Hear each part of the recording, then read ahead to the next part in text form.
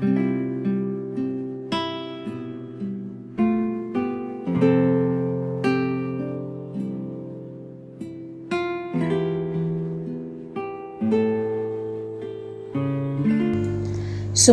ang Panginoon.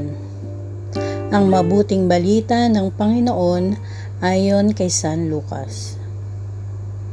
Noong panahong iyon, ang mga publikano at ang mga makasalanan ay nagsisilapit upang makinig kay Jesus. Nagbulong-bulungan ng mga Pariseyo at mga eskriba. Ang sabi nila, ang taong ito'y nakikisalamuha sa mga makasalanan at nakikisalo sa kanila. Kaya't sinabi sa kanila ni Jesus ang katalinghagang ito. Isang tao ang may 2 anak na lalaki. Ang wika ng bunso, "Ama, ibigay na po ninyo sa akin ang mamanahin ko." At ibinahagi sa kanila ng ama ang kanyang ari-arian. Pagkalipas ng ilang araw, ipinagbili ng bunso ang kanyang ari-arian at nagtungo sa malayong lupain. Taglay ang buo niyang kayamanan at dooy nilustay na lahat sa diwastong pamumuhay. Nang malustay na niya ang kanyang kayamanan, nagkaroon ng matinding tagutom sa lupaing yaon at nagdalita siya.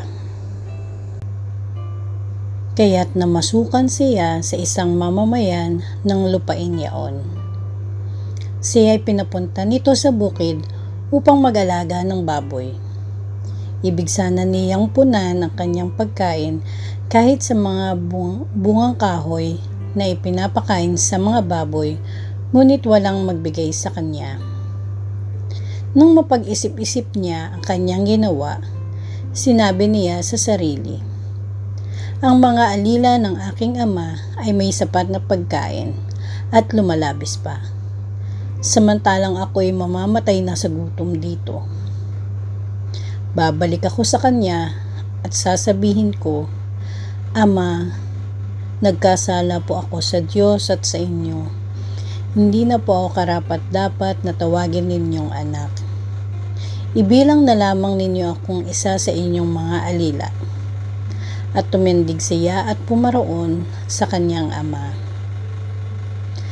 Malayo pa'y natanaw na siya ng ama at ito'y labis na nahabag sa kanya.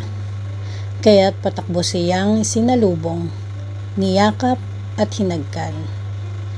Sinabi ng anak, "Ama, nagkasala po ako sa Diyos at sa inyo. Hindi na po ako karapat-dapat na tawagin ninyong anak." Ngunit tinawag ng ama ang kanyang mga alila. "Madali, dalhin niyo rito ang pinakamahusay na damit at isuot sa kanya. Suotan siya ng singsing at panyapak. Kunin ang pinakamatbang guya at patayin. Kumain tayo at magsaya. Sapagkat namatay na ang anak kong ito, ngunit muling nabuhay. Nawala, ngunit nasumpungan." At sila'y nagsaya. Nasa bukid noon ang anak na panganay. Umuwi siya at nang malapit na sa bahay ay narinig niya ang tugtugan at sayawan. Tinawag niya ang isa sa mga alila at itinanong, "Bakit? May ano sa atin?" "Dumating po ang inyong kapatid," tugon ng alila.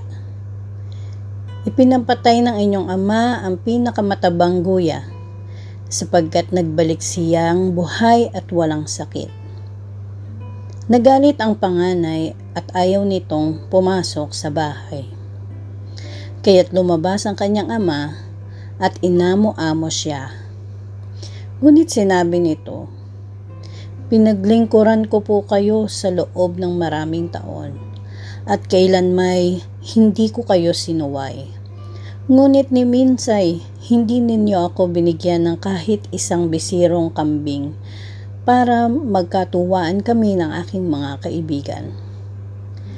Subalit nang dumating ang anak niyong lumustay ng inyong kabuhayan sa masasamang babae, ipinagpatay pa ninyo ng pinatabang guya.